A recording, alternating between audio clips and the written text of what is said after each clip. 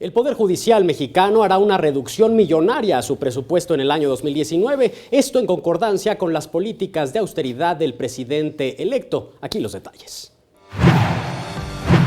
El presidente electo Andrés Manuel López Obrador habló sobre la reunión que sostuvo con ministros de la Suprema Corte de Justicia de la Nación esta mañana. Destacó que harán una reducción como parte del plan de austeridad de más de 5,000 millones de pesos para el presupuesto 2019.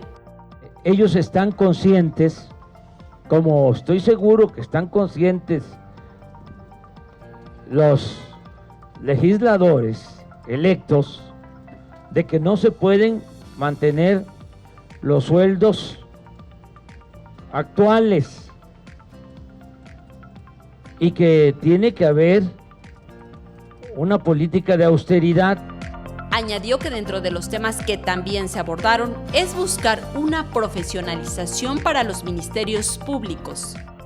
Uno de los problemas que se tienen en la impartición de justicia, entre otros, no de ahora, sino de tiempo atrás, es que no se integran bien las averiguaciones y esto da pie para que jueces tengan que dejar en libertad a presuntos delincuentes.